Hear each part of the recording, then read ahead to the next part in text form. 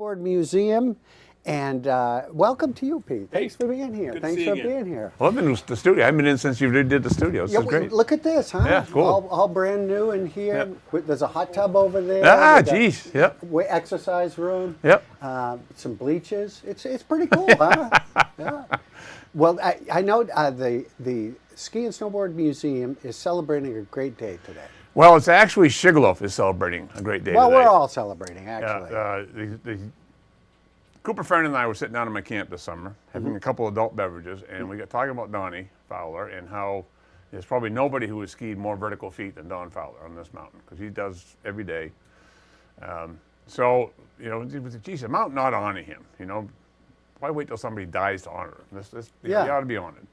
And so he came to Carl Strand, and he loved the idea and thought it was great. So the ski museum, the main ski and snowboard museum, is a benefactor of it, but it's really Sugarloaf honoring Don Fowler. That's even better.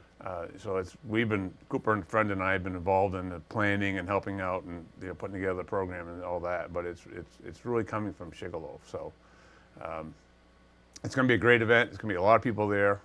It's going to be and Don's nervous about it. And he is? Oh yeah. Yeah. Wow. Yeah, he is. But he gets emotional, so it's going to be cool. It's going to be really good. I wanted to read, John Christie dedicated his book about Sugarloaf to Don Fowler. Yes. And it's a perfect description of why we're honoring Don tonight. It's not just about the 75 million vertical feet, as amazing as that is, but it's really more about the spirit of Sugarloaf. Right. And what John said was, to my good friend Don Fowler, who more than anyone defines the meaning of the word Sugarloafer.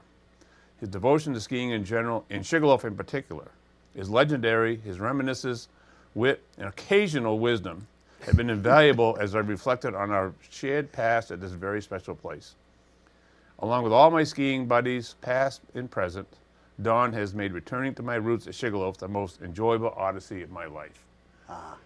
And you know, it's just, what's sad is John's no longer here with us, because if we had John, we wouldn't have to worry about the program. We just put John on the stage, and that would, we had to pull him off an hour later. Right. But it's really about the spirit that Don carries of love for Sugarloaf and the people. And Cooper friend, actually, I think maybe Kip should get credit for it too, but said, we came here because of the mountain. We stayed because of the people. Right. Right. And that's really what it comes down to. It really is.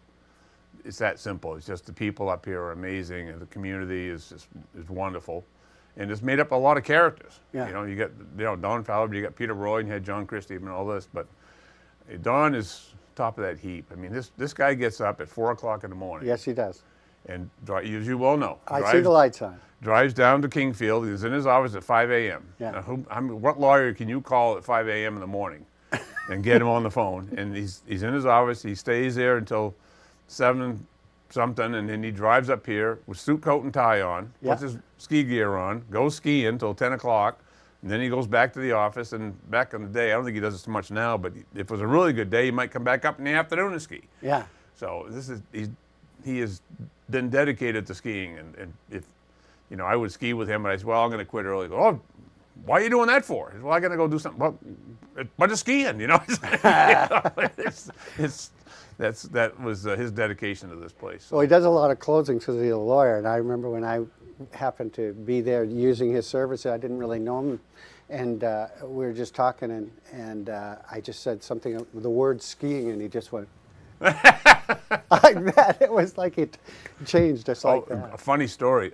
New York Times did an article about real estate in North Country, and they interviewed Don Fowler. And Don's comment was, well, we're north of the Volvo line. Oh. So that was in the article, New York Times. 20 years later, about 2 years ago, this guy shows up in his office, wants to buy a place up here. And he's from down New York. And Don says, so what brings you up here? He says, well, I read this article 20 years ago, and this guy said that this is north of the Volvo line. I said, that's where I want to go. Don said, that was me. Isn't that funny? You remembered that? Yeah. Yeah. Yeah. Well, he's immortalized in many different ways, including 1969 Playboy magazine at the dump party. So he's there dancing and doing his thing. Yep. So he's been here a long time. Yeah, he has. 1958, January 4th, 1958, was his first day of skiing. And now Don writes in a journal every day. Yeah. Every day since 1954, he's written in his journal. So when I talked to Don, kind of interviewed him for this event to get information, he read from his journal on January 4th, 1958, of driving up here and skiing at Sugarloaf. And said, you know, what his first impression was of the place. And then the second day he skied here was April 19th that same year. And he's going up to T-Bar and he got hit by lightning. Oh gosh, I never knew. Is that right? Yeah. Jeez. So he said he got quite a shock. He said obviously things weren't grounded quite right because they got quite a shock. But he said then it cleared out and the skiing was really good. And he kept skiing. Jeez. Wow, that is a great story. Yeah. Yeah, and it was just, so tonight we're going to hand out a 28-page book on Don with photos, and in there are a lot of his, or some excerpts from his journal. I mean, just, again, he can go back and find it. You pick a day, he can go back and tell you what the weather was like that day, who he skied with, what the conditions were like. Yeah, pretty amazing, isn't it? Yep, it is. I know the ski club has released some of that, Right. you know, anonymously. Right. They used to call Old Sugarloaf or something. But many of us knew exactly who it was. Right. Yeah. Yep. And there's a handsome fellow right there. Yep. What's he got there? A soda? Oh yeah, it must be a bar? soda. Yeah. He wouldn't be drinking it. Oh, he would talk. Right. Got to be a soda. Yeah. Yeah. I think it's that Mahogany Ridge he's sitting there. It looks like it. Well, some form of it right there. Yep. Yeah. And of course, Don Fowler, and there's some of the other characters. Yep. There's the captain. Yeah. There's John Christie. Yep. And of course, he's the author of the book in which you read, the story of Sugarloaf. So this is a great event. Tell us more about the event. What time it starts? 5 o'clock in the Yeah. King Pine Room. You're supposed to buy tickets ahead of time. If you can buy them right now, that would be great. You can go online this morning. They're still available.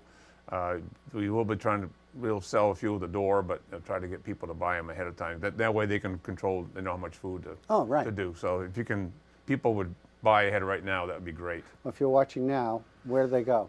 The Sugarloaf website. Yep. Yep. You go right on there, you'll see it.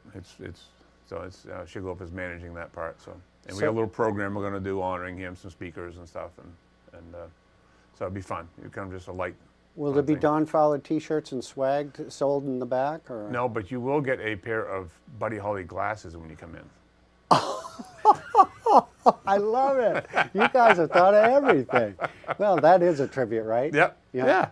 Well, we'll look forward to hearing more about this event after the event, and I think it's fantastic that you recognize that his dedication to skiing, and you see him right there with the bamboo across the super quad. Right. He's always very close to the front. Yep, he is. Thanks, Pete. We appreciate you coming in. It's good to be being. Nice to see you. And remember, stop by the Ski and Snowboard Museum. It's right there on the access road. And it's open today. It's open this afternoon. So if you're up here and you want to stop by, it'll be open until like 3:30. It's free to get in, $3 to get out. Yeah.